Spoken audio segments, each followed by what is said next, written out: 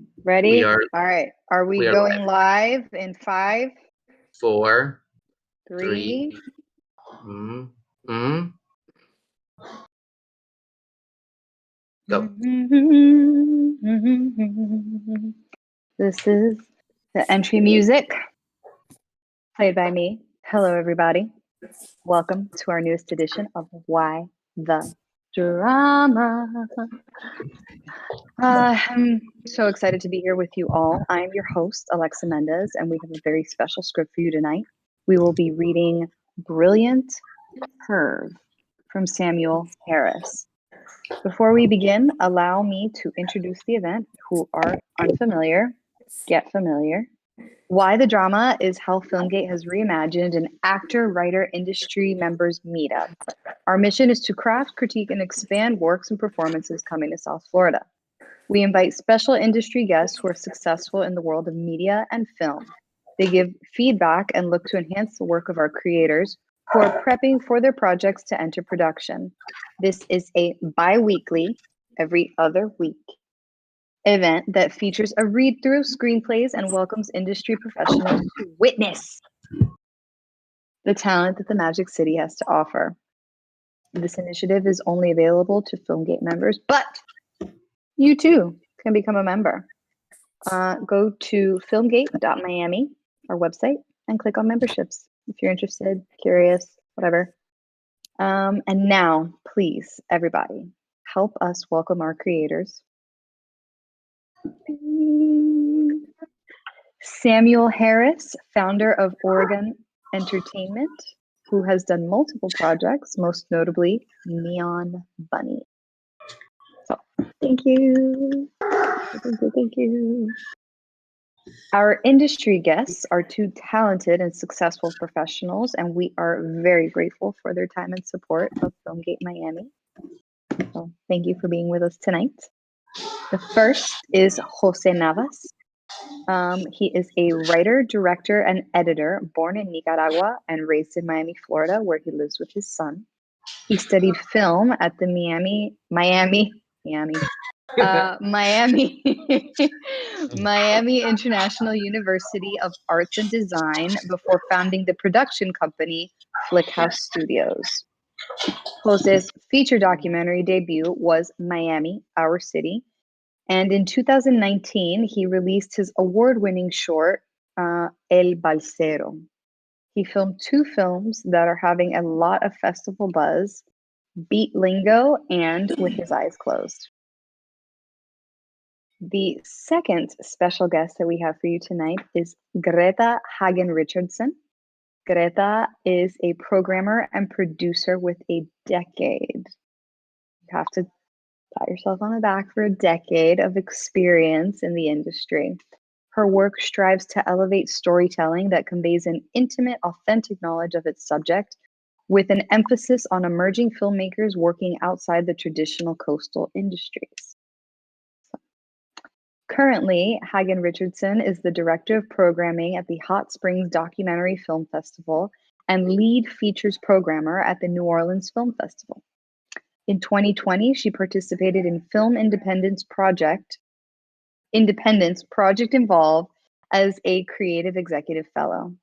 While in PI, she was the CEO on 2 shorts, How How and Blackout, both developed and completed during the pandemic. So you have to, again, another pat on the back for completing a project during the pandemic.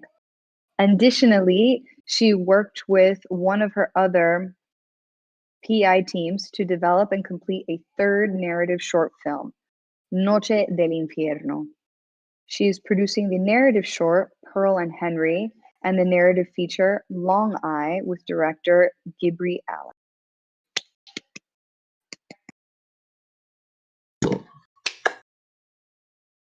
Thank you. Thank you again for being with us tonight, Greta and Jose. So, up next, we have our intros with our wonderful actors giving life to tonight's characters. A few vets in here, a few newcomers in here. Please say hello as we introduce you. A little wave, a wink, a thumbs up, whatever, Vogue, whatever you want to do to say hello to our audience. veteran member and amazing actor, Peter Melo, here with us tonight. He will be playing Lucas.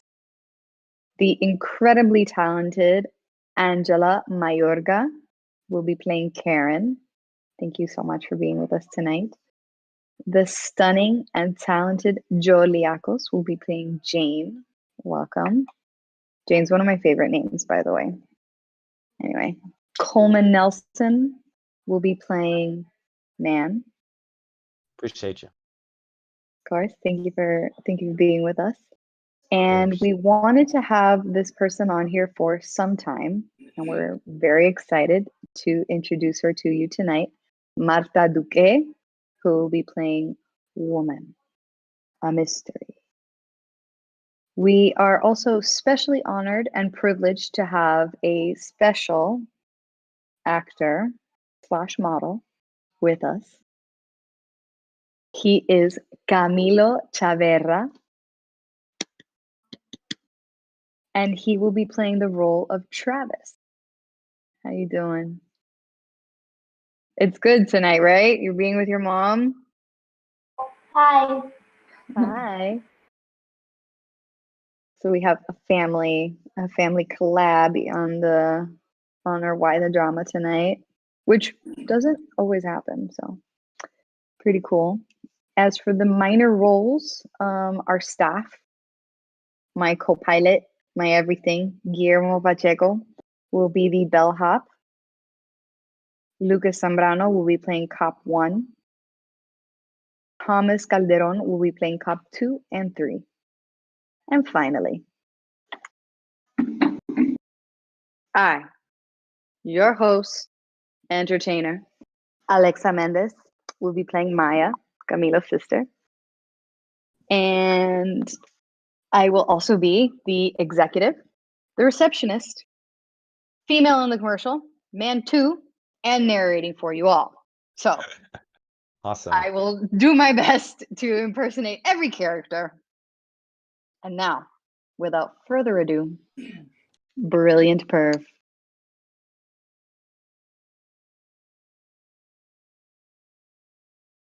Interior office boardroom, afternoon, Friday.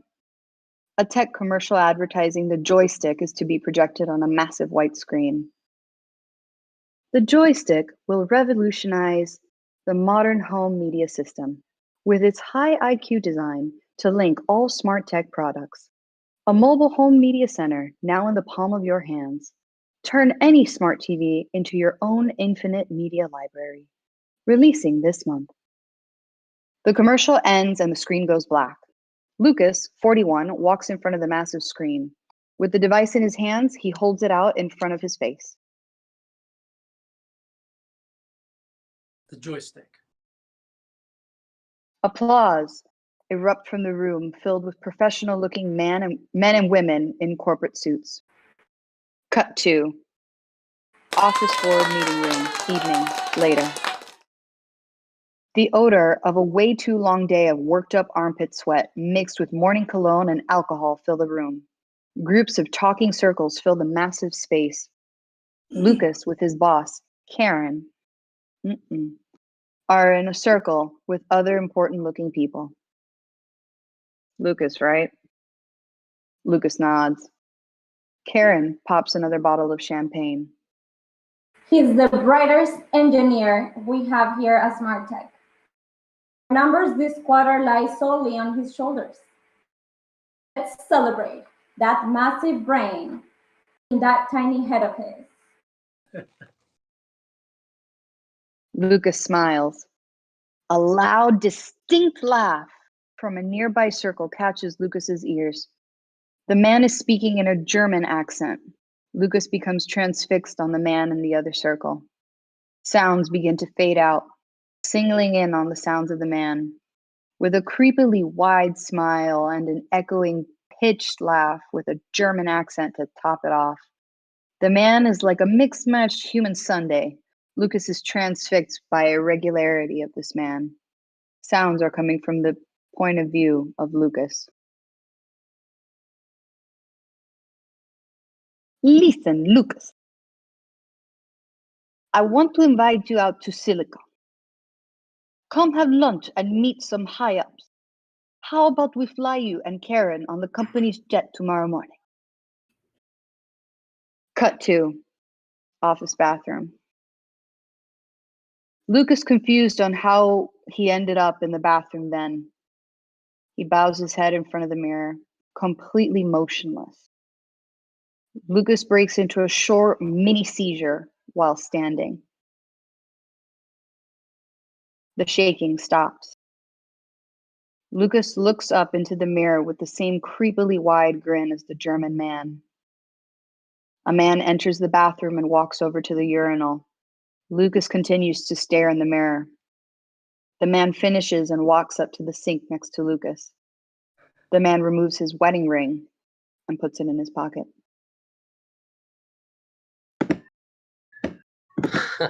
The broad I have lined up for tonight. Lucas bursts into an echoed pitched laughter, imitating the German.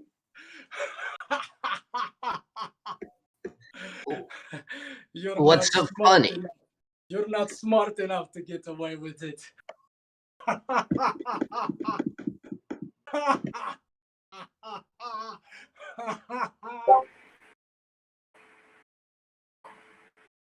Fuck you, pal. Lucas's smile dissipates immediately. Feeling lost, Lucas walks out. Office, open area, evening. Lucas walks out and heads to the elevator. You're leaving already? Karen yells from across the open area, exiting the boardroom. Lucas turns and smiles politely. We gotta celebrate.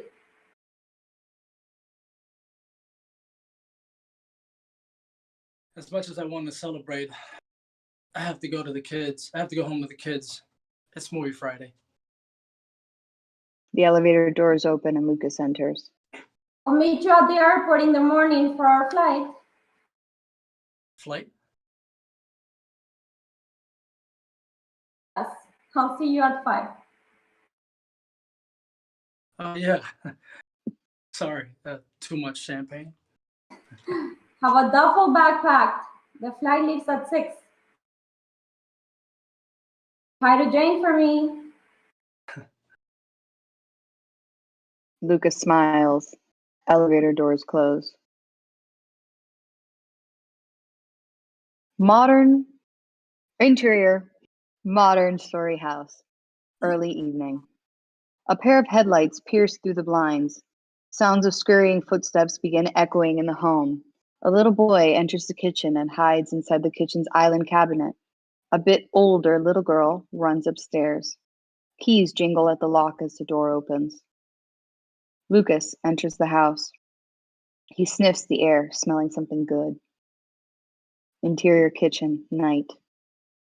Jane, 38, dressed in a cop's uniform with her utility belt on the counter, is standing in the kitchen, cutting carrots and stirring a kettle pot with a wooden spoon.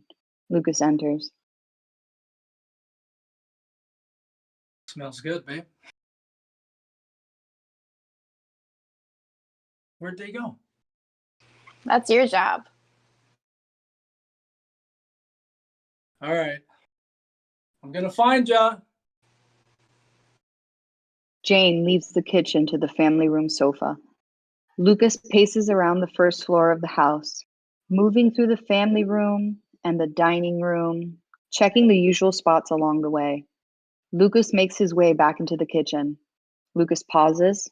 He slowly walks around the kitchen island. Lucas gets down on all fours and puts on the creepy, strange grin from the German. He's not controlling his facial expression. It's an urge.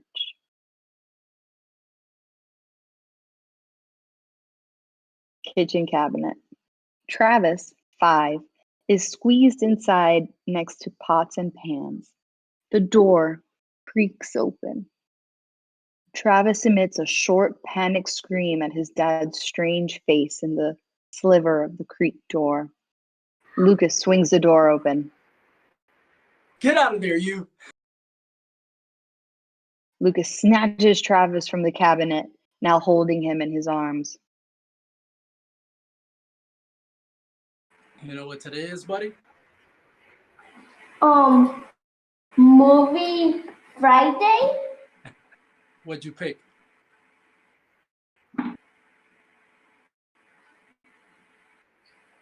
I wanna watch our favorite movie. Our favorite movie, huh? Go find your sister while I talk to mommy. We'll watch the movie after, okay? Travis nods and runs upstairs. Lucas joins Jane on the sofa. Living room sofa. Hey, honey. It went well, huh? We're launching on the 1st. Okay, now show me. I want to see it. Lucas pulls the joystick out of his pocket. Mobile media home device. Center in the palm of your hands. Baby, I'm so happy for you. Let me give you a demonstration. Override. Connect to eligible devices.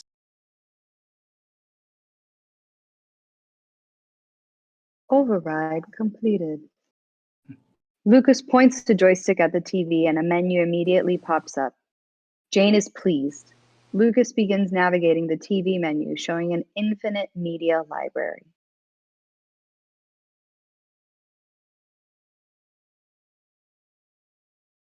Lower the temperature to 72 degrees. Without a response, the joystick lowers the air. Jane is impressed. Dim the lights. The lights dim in the house. Jane looks at Lucas with complete shock. Now the kitchen.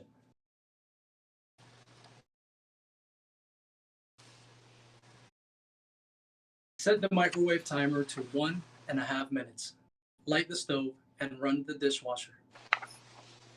All three things happen simultaneously. Can access everything? Linked to any smart device, tech with Wi-Fi, turn on camera, Jane's phone. Jane pulls out her phone to see her own face on her selfie cam. Lucas laughs. Jane smiles, but there's a worried look in her eyes. She plays it off to Lucas. This is incredible, honey. Travis runs into the living room. Hey, I can't find her. I never find her. Sit tight with Mama. I'll go find her. Lucas begins to walk upstairs. Second floor. Lucas goes around at the usual spots, but he knows she's better than Lucas at hiding. Lucas goes back to the center of the hallway. He's checking that the coast is clear. Lucas stands still. He removes his shoes to not make any sound on the wood floor. Shivers begin again. Shivers turn to shaking. A metamorphosis is happening. Thoughts, physique, body chemistry, everything is changing. The shaking stops. It's complete. His legs bend. He's doing a curtsy. Lucas begins skipping down the hall like a little girl. Socks on the hardwood doesn't alert his family downstairs. Lucas opens his bedroom door. Master bedroom. Lucas skips into his wife's closet. Interior of master bedroom closet. Lucas is a little girl in her mom's closet, idolizing the woman's clothes. His eyes lock onto a pair of stiletto heels like a kid in a candy store, coddling it in his hands. A pair of eyes in the closet watch Lucas. Lucas runs his fingers over hanging dresses and blouses. He can't control the excitement. Feeling a heavy, bulky, long, furry coat, he stops. He feels something. It's Maya, 7, hiding in her mom's wardrobe, looking astonished, drops the heels and shakes. He snaps out of metamorphosis.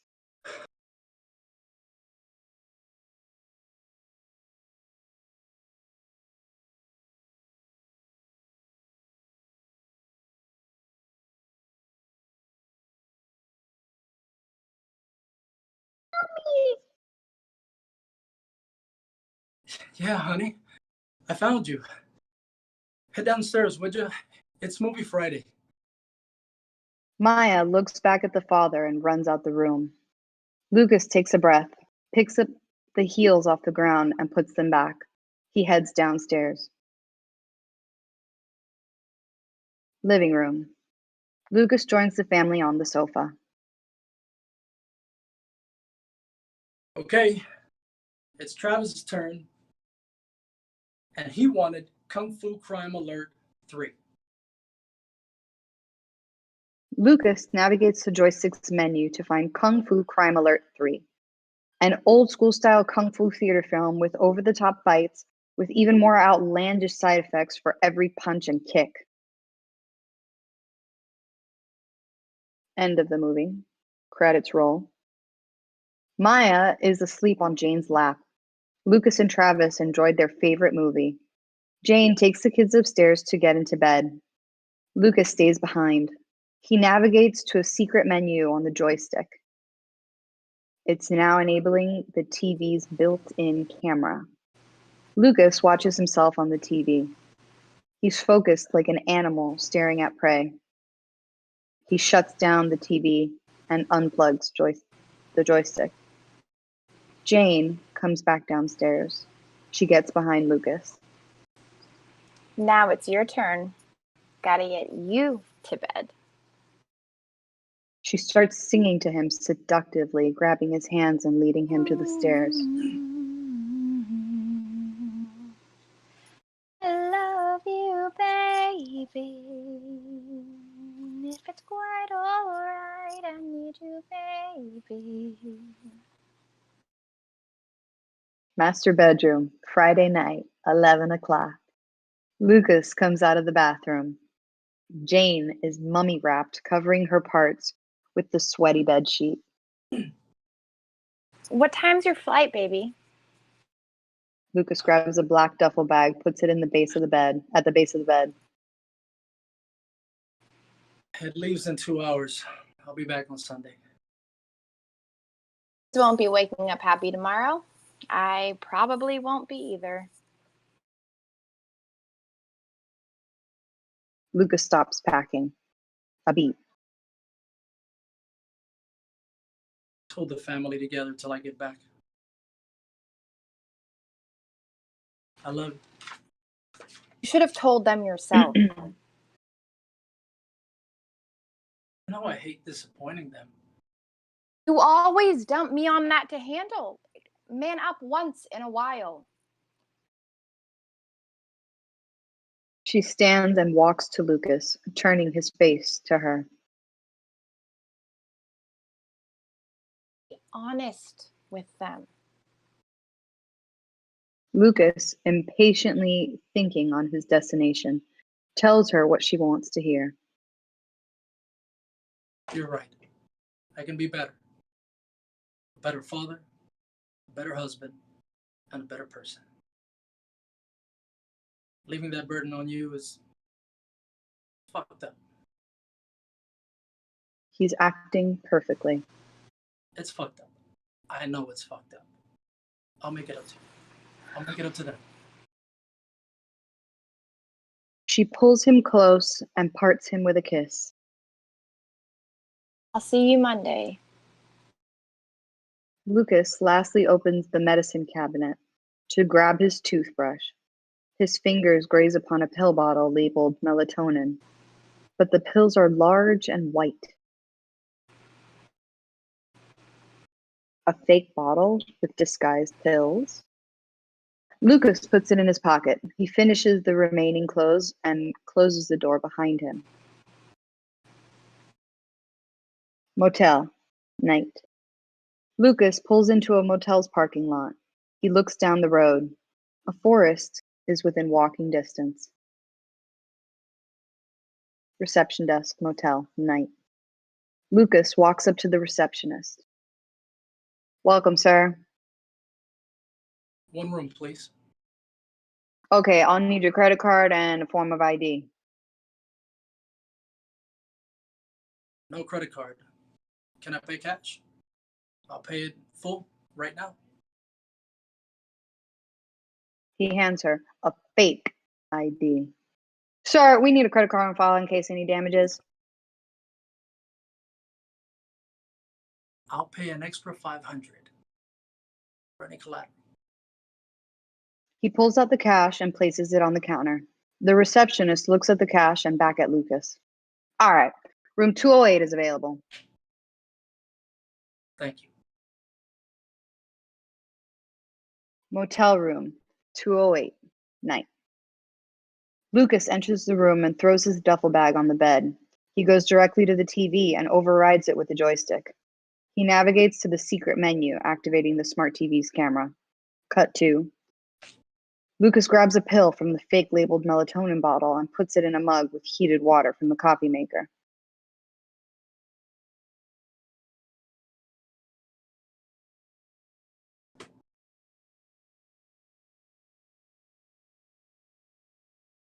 Lucas on the phone.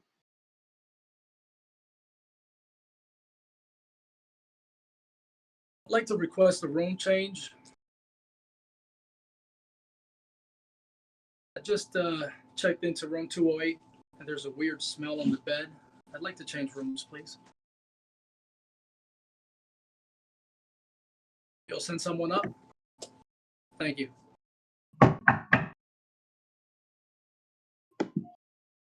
I'm here to bring you to your new room. Motel room 212, night. Here you go, sir. The keys to 212. Thank you. Lucas again navigating through a secret menu to a camera. Not of his room, but of room 208. The bellhop is in the room. Time passes. Lucas orders a prime rib from room service. Clock reads 1 a.m. Lucas is still staring at the empty room on TV. Room 208, night. 2 a.m. Bursting through the door of 208, hot and heavy, a mid-20s couple with money falling out of their pockets are making out, stumbling towards the bed. The woman wearing a tank top with money-stuffed jean shorts. The man is wearing a beanie with a zipped-up hoodie and bills falling out of his pockets. Baby, check this out. Check this out. Who am I? Who am I? No, please, sir. Please, I have a kid. I have a kid.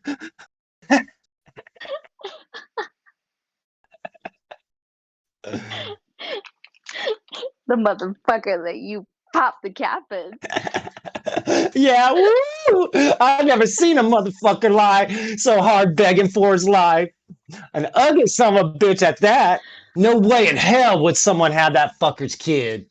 You right, baby. That's why his money was better off in our pockets. That's why I fucking love you. The man walks to the mini fridge and pulls out a bottle of champagne. He chugs it down almost in its entirety, leaving about an inch worth at the bottom. The woman grabs the bottle from his hand, finishes it, and leads him to the bed.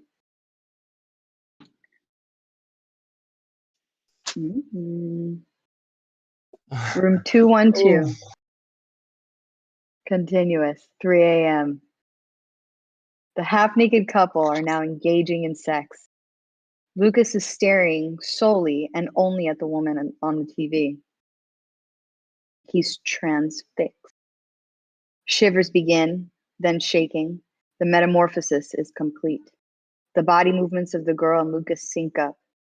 Lucas's breathing becomes rhythmic. Lucas is enjoying himself but isn't touching himself. He feels the warm embrace from the man in the suit. He understands their love. He feels it. John. You said John. Mm? You said John. Baby, you're drunk. I didn't say John. Yes, you did. Yes, you did! Lucas stops touching himself, still in metamorphosis. The woman, worried, stays motionless, a beat. Why'd you say my brother's name? I don't know what you. Is that where you were fucking last Friday? Huh? Bitch. Bitch! No! No! I love Ow! you. I love you. Glenn! Oh no! Oh.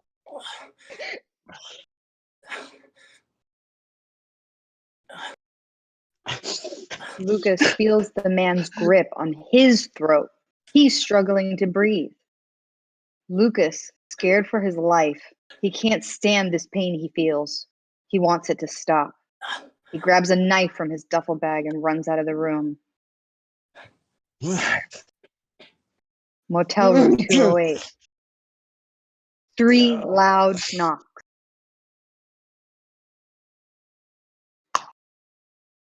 The man and the woman both turn towards the door. If you say a word, I'll fucking kill you. The man gets up and opens the door. Can I help? His voice is cut short. The air has been taken out of his lungs. He falls over, stumbling into the room with Lucas over him, tears running down his face. A knife is plunged in the man's stomach. How can you do this to me? He takes the knife out and plunges it back in. Lucas is now struggling between personalities. How could you? How could you? How could you? Love each other.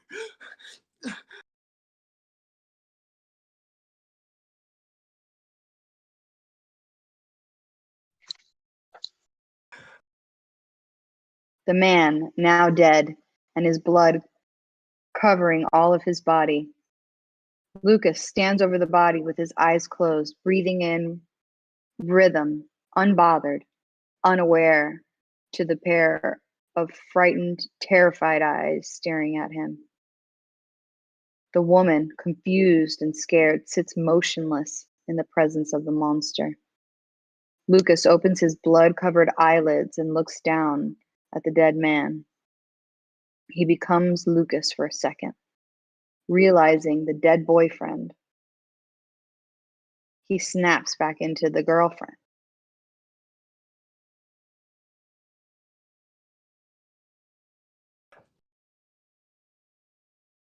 Oh my God, baby, I'm sorry.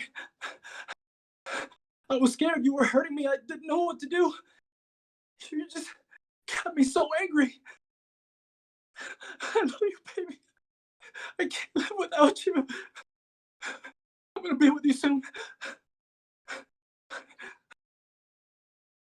He pulls the knife out of the man's chest, approaches the woman. I gotta kill myself now. Wait, what? No, please. Help me!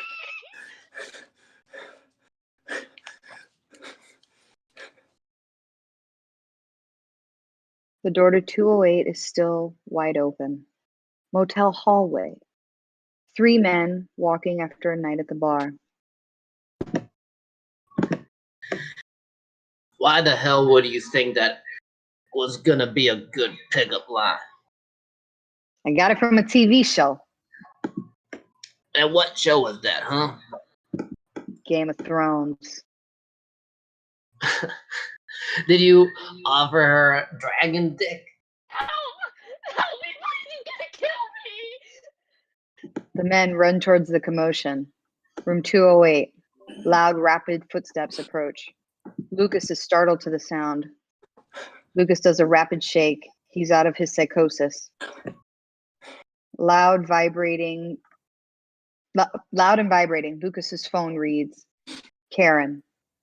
Lucas drops the knife, looks at the woman, looks at the body, and runs out of the room. The three men arrive while Lucas is running down the hall. He killed my boyfriend. Call the cops. Don't worry, ma'am. We'll catch his ass. A foot chase ensues as the three wannabe heroes chase Lucas down the hall and down the stairs. Motel, night, 5:15 a.m. Lucas runs towards the woods he saw earlier. The men are not far behind. Lucas's phone reads, Karen. Woods, night, 5:30 in the morning. Lucas is trudging through the paved trail. The trail leads to an open pitch surrounded by woods. Dead end. Lucas and the men are catching their breath. Lucas's phone reads, Karen. All right, pal. Enough fucking running. Lucas sees no option. He takes a breath and envisions Kung Fu Crime Alert 3. A shiver, a shake, metamorphosis complete. Lucas stands in a combative Kung Fu pose, ready to kick ass. A highly stylized Kung Fu theater fight ensues. Pow! Bang! Boom! Pow! Ting! Boom! Pow! The upper hand and giving him a beating. With two men unconscious, he focuses his attention on the third, knocking him to the ground and gets on top of him and starts throwing haymakers at his face. Pow, pow, pow, pow, pow, pow. Lucas does a shake and he opens his eyes. Lucas is on the floor, beaten to an absolute pulp. The Kung Fu fight was in his head. The three stand over him to immobilize Lucas. The cops and ambulance arrive. Lucas, unconscious, is hoisted up on a stretcher and handcuffed to it and put in the ambulance.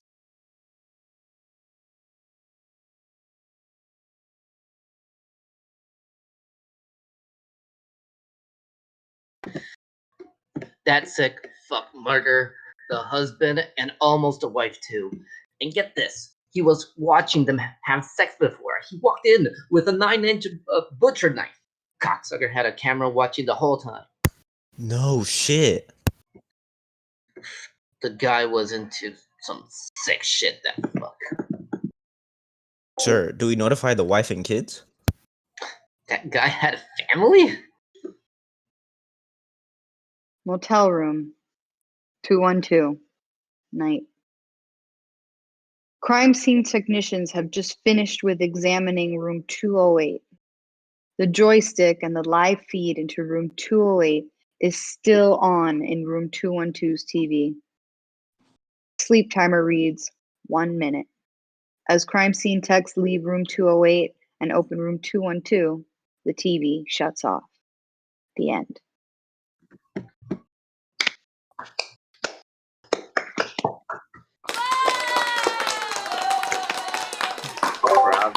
Bravo, bravo, bravo, everybody. Wow. Jeez, some of the intensity, the power, the passion. Beautiful. I would like to invite everybody to now get their cameras out in the open. Lucas, since you were unable to do the role, would you mind doing the screenshot for everybody here present at the moment? Thank you. Let us know. I'm on my phone, so I can't capture everyone at the same time. We'll send you some. 3, 2, 1. Okay, so this is the part where our fabulous guests will give their feedback. Again, I'm so sorry. It said at 8 was the delays we had a little bit, but hopefully we could. Let's get into it. Yeah, let's just jump into it. Greta, Jose, please, whoever would like to start. Samuel is here with us. Greta, you want to start? Do the honors. I guess I would like to hear kind of what questions the writer has. Like, what specific feedback are you looking for? Anything you have, really. I was just here to see what you guys had to say about the script. Okay, I guess I can get started.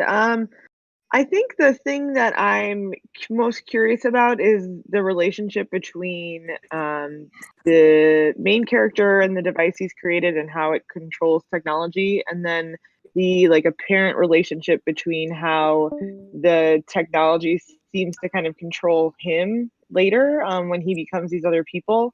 I think I felt it was a little unclear as to like what parts of him were changing. Obviously his mental state is changing, but is it that he's just taking on kind of their general mental state, or is he taking on their full emotions?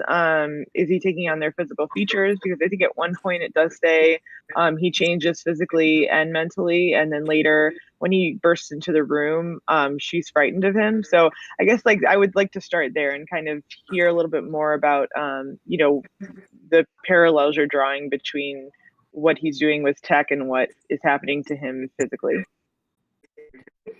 Yeah, so he uses what you asked what changes first. His mental and his physical doesn't change, where his appearance doesn't change, just his facials, his beliefs, his mindset, his thoughts. Even so much that maybe his either what's the word I'm looking for? The chemicals in the body, like estrogen and endorphins and all those levels, they peak and lower at various times of when he changes. So when he goes into the room, the next hotel room, he is the girl that is getting choked in his mind, in his feeling. He feels the pain. He feels that he's getting choked out. Okay, And so then, yeah, sorry, keep going. No, keep going. no, what was your second question? And how it relates to the technology?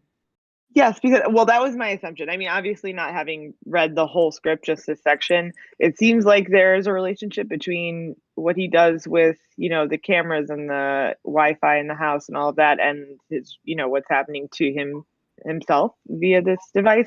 Maybe that's not accurate, but that was my assumption in this like 20-page section. And it feels like they're kind of inverse actions, if that makes sense. Like he's controlling one thing, and then in this other situation, it's controlling him.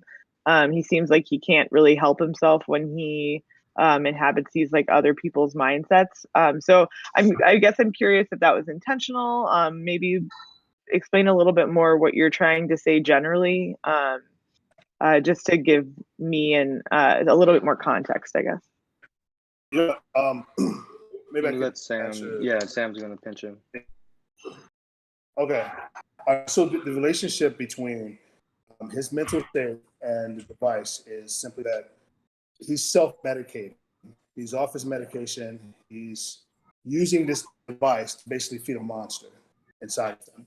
So the first question you're asking about the capabilities of the device. Now, it's really a unifying receiver. So basically, it can speak to Simply Safe, it can speak to AT&T, it can speak to Verizon, Sprint, it can speak to everything, basically off of one operating system inside the device. He's the genius that kind of devised that concept and brought it to fruition. Just for a further point, I'm actually consulting with a company that has built such a device and they use it for government operations. It's really sick, but they do this for real. So this device will have very real life applications. It will be very well, I guess, visually seen as far as its capabilities. But again, just to go back to it, to harp on it again, he uses this device to cope this mental illness. That's what it is. Oh, by the way, one more thing. I don't think you were on what I was explaining earlier. In the storyboard, there's a few different changes. And in the beginning of the scene, Karen does ask Lucas about his medication, if he got his medication figured out, because there's a little bit of backstory as to why he's off his medication. And he's off his medication just to have his mind clear for this really important project of the Joy story. So he's basically been off medication for a month and change. So she knows he's got this issue, and she's asking him about it. He says, "Yeah." He lied to her. "No, I'm fine. Yes, everything's figured out." And it's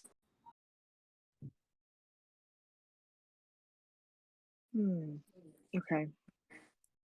Let me think a little bit. Did you want to go ahead and ask any questions, or I'm just going to review my notes a minute. Ooh, is he there? Sorry, am I talking to myself? I'm sorry if you guys hear a dog in the background screaming its head off. I assure you it's fine. There's nothing nefarious or sinister going on upstairs. Keep him locked up. Okay. Is it okay if I jump in? And I just wanted to say really quickly, Coleman, amazing job. Martha, amazing job. Really, really great. On the acting side, amazing. Greta, I didn't want to interrupt you. I just wanted to fill the void there a little bit. So. But yeah. And I've definitely said the same thing. I really liked a lot of things I saw tonight for sure. From everyone.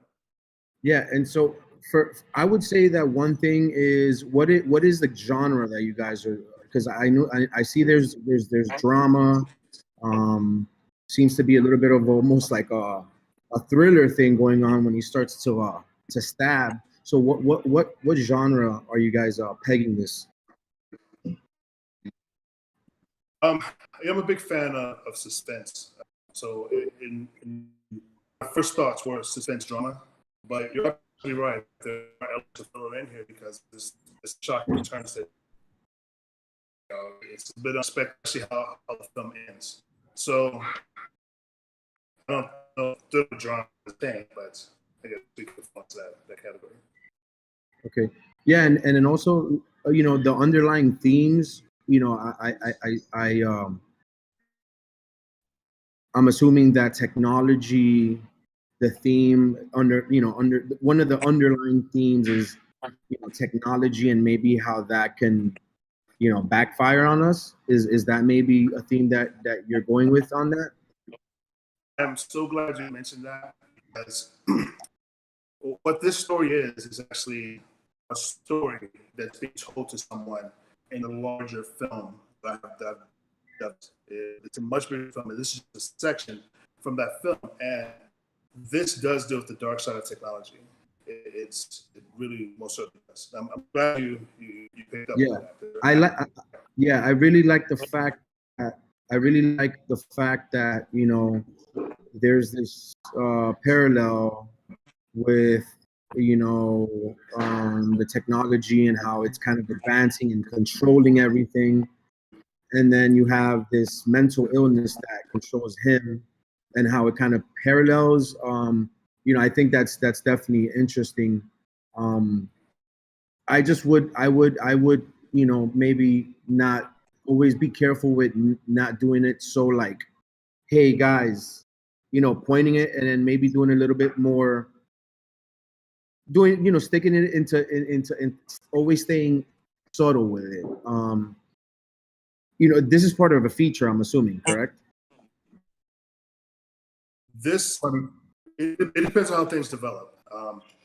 This story has gone through a lot of changes. Like, a lot of stuff that have happened here tonight is not an actual main story. We've had a kind of short film. So this is how it develops, and we would get from it, whether we would just go and this is a full feature, or we would just on as I planned of having this one story just told in a picture.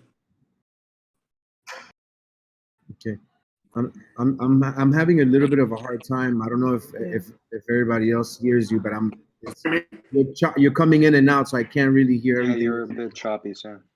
Yeah.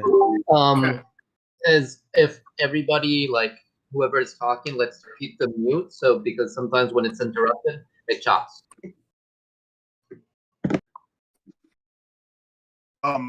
So what I was saying is that it depends on what type of attention we would get from this short, whether we would develop it as a full feature or keep it as I had planned it, which was one of the three stories that's told in a different feature of a different. And I agree with you about the subtle nature of it. It's the way this is currently is not exactly the way it play out on film. Luke wouldn't be talking into some sort of microphone to communicate with the joystick. The joystick will be plugged into a TV, and I mean we've got smart devices. I'm a very technologically involved in a lot of technology. I follow. It really be through a phone, a smartwatch, or something online. Okay. Yeah. No, absolutely. I agree. And that's good that you thought about that.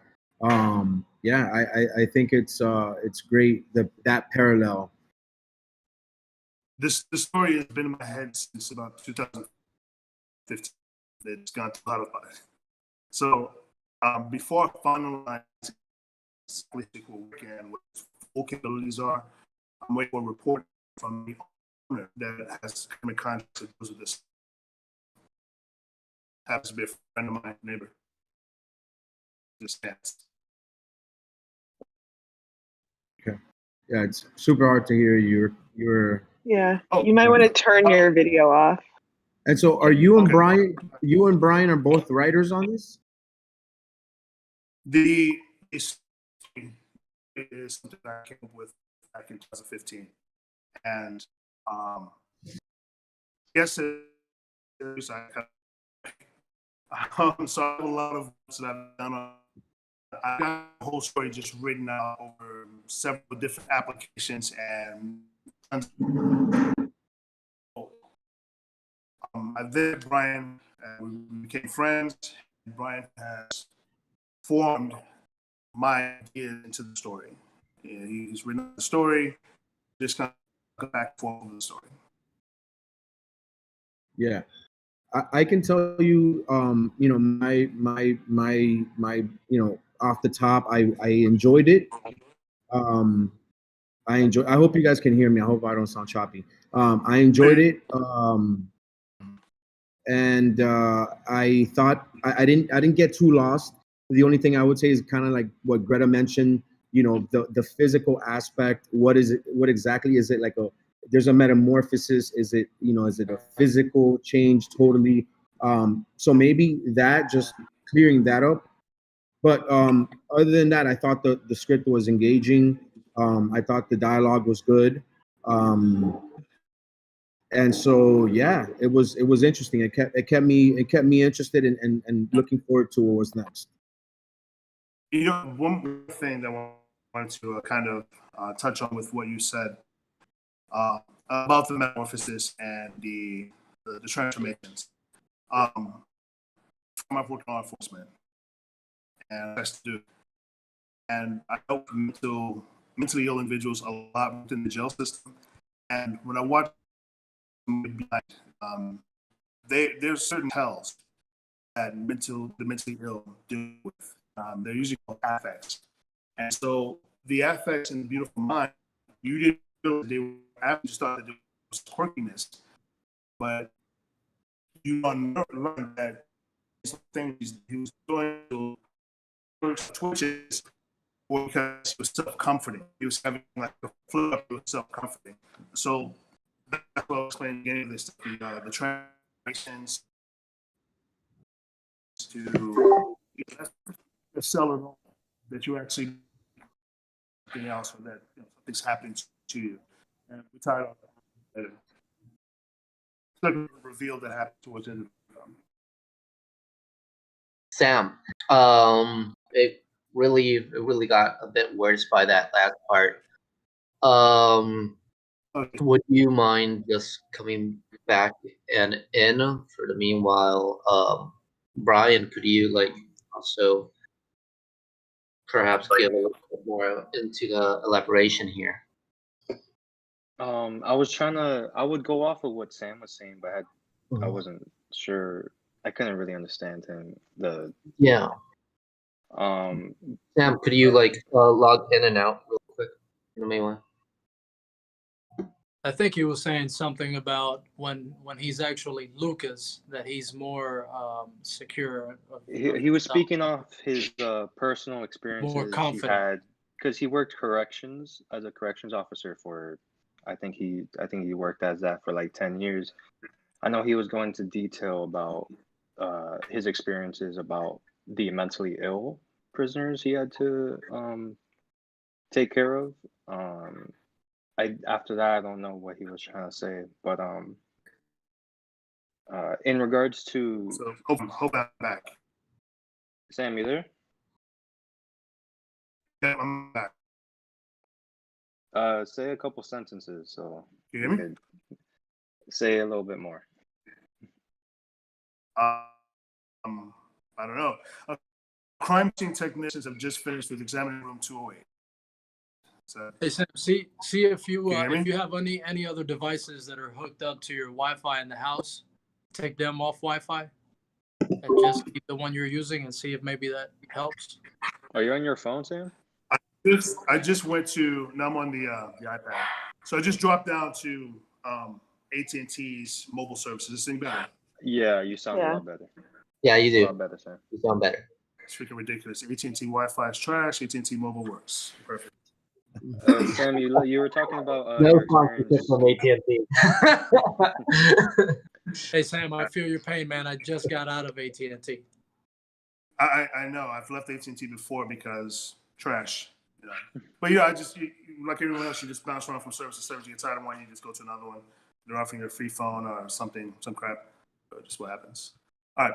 Sorry. So where were we? You were talking about, Sam, you were talking about the metamorphosis and your experience as a corrections officer with the mentally ill. Yeah, they have tells on what's I think professionally called affects, and those are things they do. Like they may do this, or they may be rocking back and forth, and those are just them trying to calm themselves down. They know that they're having some sort of flare up, and they're trying to calm themselves down. You know, whether it's a shudder, a shake, whichever it is. So the Peter.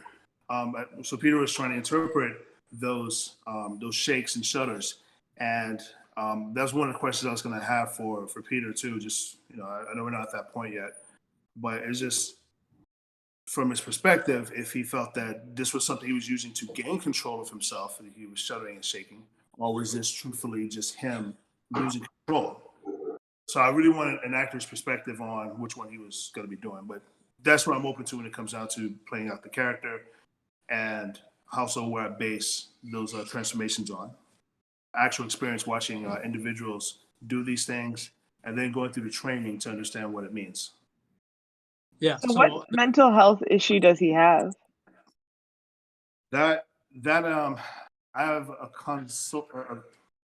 consultant. Well, she's a medical professional. Her name's Hamsi Kaba.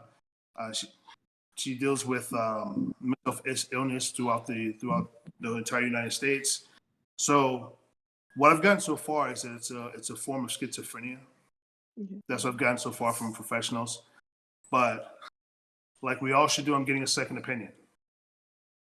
Yeah, I would definitely recommend making sure you're getting it right. You don't want to misrepresent people, especially it being about something that you haven't it sounds like you've seen it maybe in your work life, but without having like that personal experience yourself.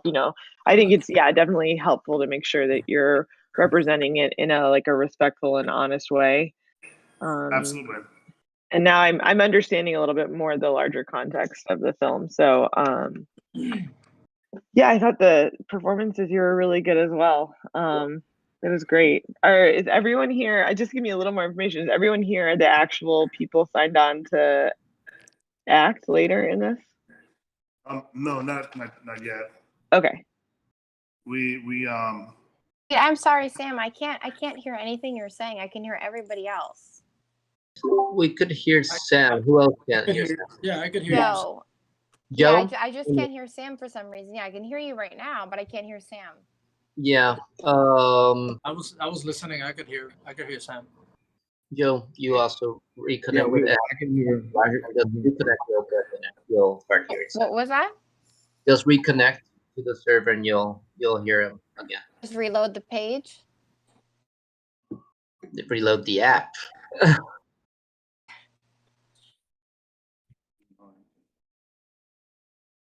Yeah.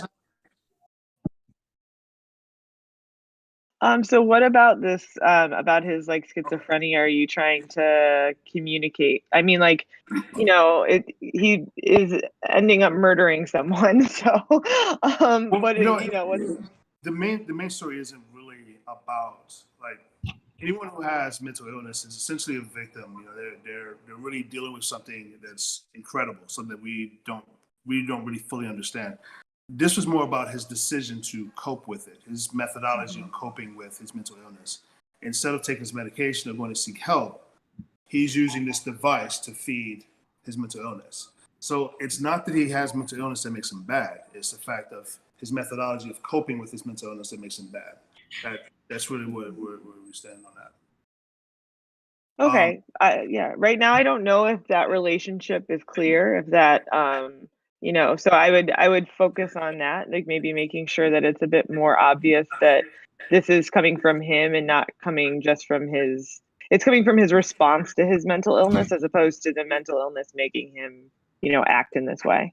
Well, okay. Well, there's a part about him devising a secret menu inside of this device that's just for him, and that's what he becomes transfixed on after Jane goes upstairs with the children. So, no, he's very much into, using this device to self-medicate, using this device as a method to self-medicate. He's definitely doing that. I guess we could try and make that more. Well, actually, in the full concept, this right here, this incident right here is actually his third trip to a hotel. And in the full concept, he's done this quite a few times where he has the system worked out. And it was kind of a play on words when I came up with the name Brilliant Perv, because it wasn't the fact that he designed this device that made him brilliant. It was just how insanely meticulous he was at about covering his tracks and making sure he would never get caught doing this. So again, like the script has gone through some changes and rewrites and fixes just to make it fit into the short film format. So maybe we can drive that home a little bit more, that he's actively designing a device or a secret menu to self-medicate. We drive that home a little bit further. I don't see an issue with that. I think that's a good idea.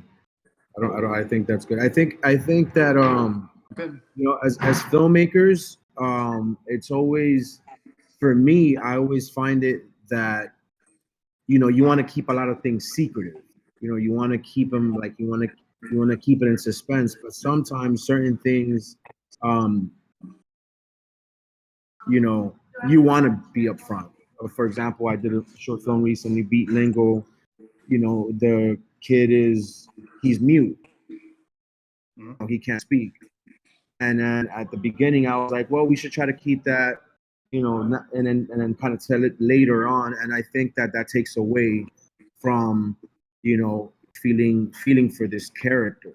So if maybe, you make him where, yeah, he's looking for it, he's needing it, then it maybe will connect more with audiences in that sense. I don't know if that makes too much sense. Maybe that. But definitely we'll take that to some deep consideration and see how we can work some things in. Absolutely. Cool. Okay, awesome. So right now we're at 8:22. I think that this has been quite the session. I would like to, before closing, Any feedback from our actors on their characters? Any questions on their interpretations? For Yes, Sam? I'll jump in really fast. I wanted to say something. Yeah. Oregon. That's how do you spell your name? I mean, pronounce your name. Okay, my name is Samuel Harris, but my company name is Origin Digital, Oregen, Origin Digital. And for anybody that's a gamer, that's my Xbox gamer tag. If anybody, Origin. Yeah, I will say I was gonna say really quickly. I don't know if you heard me because I know you were coming in and out, but I wanted to say that I think the script is strong as it stands. You know, I think as a writer, you have you have a vision, you have an eye, you have a voice, and so follow that. You know, sometimes you'll hear people tell you certain things and then you don't always gotta sometimes it doesn't flow right. I think that it should always come from within inside of you. It's your story, and if you stick to that and you're pure with that, I think you're gonna have success. I think it's where it's at right now. I really enjoyed it. I just wanted to say that. Coleman, I love your energy, man. The way you came in, all that. I love that. The way you go up and down, up and down. Actors got to be able to do that. You know, you have to be able to come in really slow and then get loud and crazy. That's amazing. Martha, same thing. I love how you were very, very sensual. You kind of lent yourself into that character, and that you really hit it, on the mark with that. Yeah, I mean, everybody else did great. The kid actor, I'm sorry, I don't know his name. I think he's the superstar. You got to give that kid an Oscar. Definitely. Thank you very much for the words, man. I'll definitely take those to heart, and we'll keep pushing. There's a lot of stories to tell. Yeah, so I appreciate it. Thank you very much for that. Yeah, thank you a lot. Thank you for sharing the script. Thank you. Yeah, I'll say the same. Thank you for sharing it. It was a pleasure to read. I would just keep pushing yourself, just keep challenging yourself and trying to see the story from a lot of different perspectives. And I mean, I definitely think you have something here. So, just keep pushing, and everybody did a great job. I also, Coleman, I definitely also was really impressed with the way the vim and vigor that you came in with. I really liked it. So, but everybody did a lovely job. I appreciate that. Thank you so much. It was awesome. I was like, did I do too much? Did I take it back? But I felt it. You were on point. You were on point with that one. You hit it. Good job. Thank you so much. Yeah. I agree. What you did is basically what I drew out on the storyboard. Awesome. Pretty much everything you did, I drew out on the storyboard. I mean, almost verbatim the way I was imagining it. So, very good. Awesome. Thank you so much. You guys are awesome too. It was great to work with you. I mean, like I could feel it. I could see your vision, the details you gave me right there. So it could only get better if there's a future with it for sure. I agree. There's another small detail. Coleman, when he was choking Martha, he put the phone down as he was choking it. But that's a small detail that I noticed. Thank you. Right. Trying to make immersive. Yeah. Right. I mean, also Peter as well. Very, very immersive. I was there when you were, pacing back and forth and you were going off screen. It made sense. It made perfect sense as you were doing your thing. So, very good job. Martha, we'll talk later. Hi, thank you. Yes, sir. No, but I do agree with everything that they said about the actors. I think everybody did a really great job. I believe I picked, I chose very wisely picking you guys. Yeah. It was absolutely great, okay, for sure.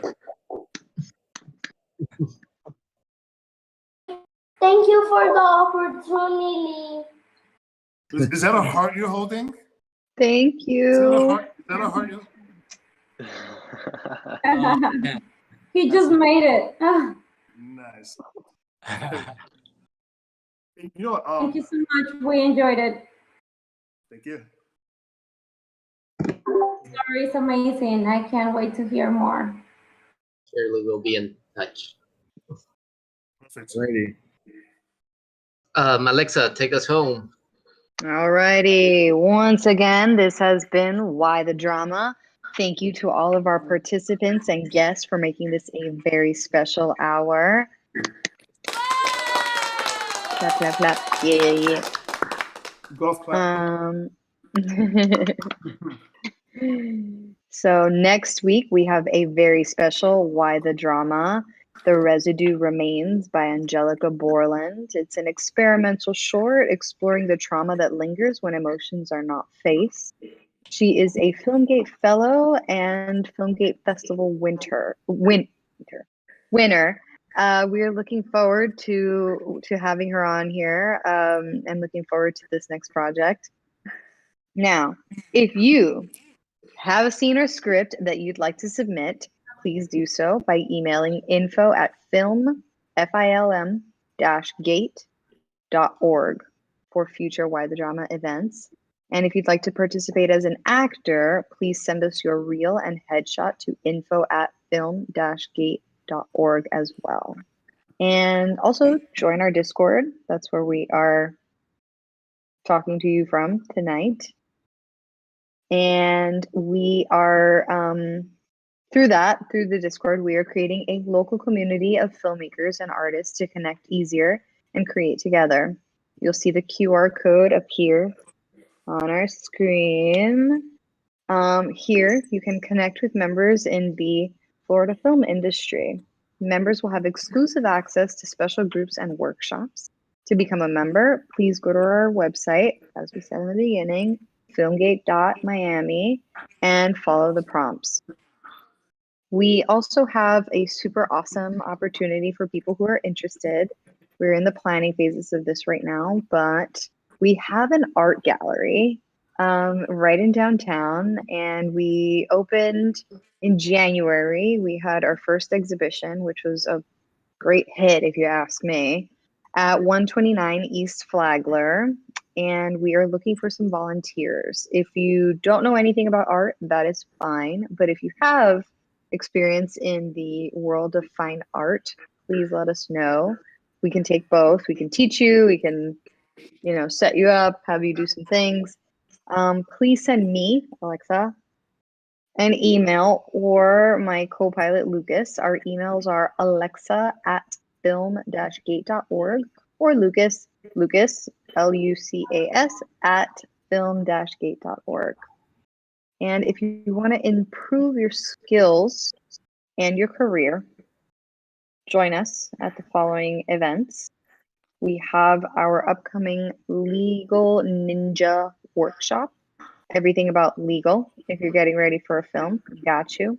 Pedro Menecal, who is our collaborator and friend, will be teaching this workshop April 17 coming up. So please look out for that. Instagram, website, email us, whatever you need to know, whatever you want to know. Super useful to have in your toolkit if you are making work.